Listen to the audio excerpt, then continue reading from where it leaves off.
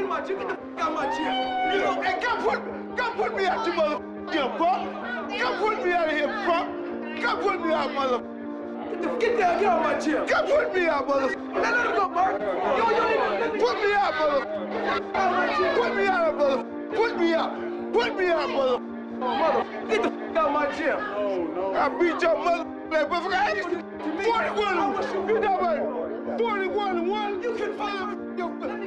I remember watching this moment on 24/7 like it was yesterday. It was shocking seeing Floyd Mayweather Jr. and Sr. going back and forth like this, and I didn't understand where this type of animosity was coming from. I mean, Floyd talked about his rough upbringing before, but I never got the sense that he resented his father that much. And then I read a story that was almost too hard to believe. Because the truth is, we almost never got a Floyd Mayweather Jr., and it was in large part due to his father. So, let's get into it.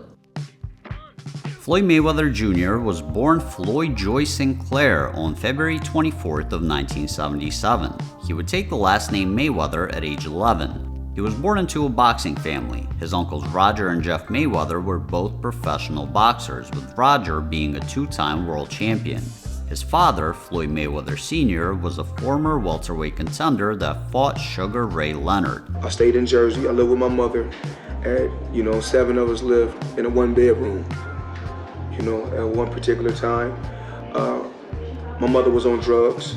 It was not uncommon for young Floyd to find heroin needles in his front yard after coming home from school, and according to him, the only quality time he got to spend with his dad was when he would drag him to the boxing gym. And by the time Floyd was in the first grade, he had already experienced a brush with death. In the late 70s, Floyd Mayweather Sr. and his brother-in-law Tony Sinclair had been involved in a drug dealing scheme in Grand Rapids, Michigan. Something went wrong between the two, and they had an argument at a roller rink. Accounts of what the argument was about differ. Mayweather said that he was trying to evict him from an apartment they shared, and Sinclair claims that Mayweather threatened him. What both men agree on is that later on, Sinclair armed himself with a shotgun and confronted Floyd Sr. while he was holding his infant son. And what's the truth to this story that you once held him up as a human shield when you were being threatened in a drugs raid or something? I'm gonna tell you right now, I used my mind, because had not used my mind, I wouldn't be here today. I wouldn't, it wasn't my fault. It wasn't.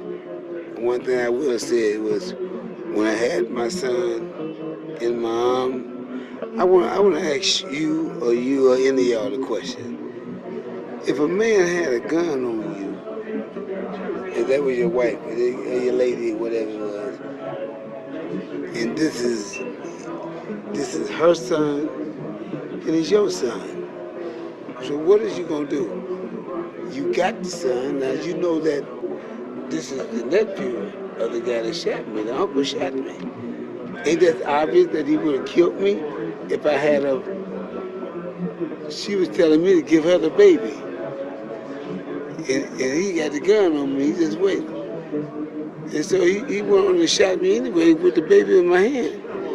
Floyd Sr. was left with a story and a hole in his leg, and thankfully young Floyd was not hurt at all. But just imagine what could have been if the shot had been aimed just a little bit higher. We might have never gotten one of the greatest boxers of all time. But what do you guys think? Was Floyd Sr. in the right, or was he wrong? Let me know in the comments down below. And as always, I want to thank you guys for watching, and I will see you soon.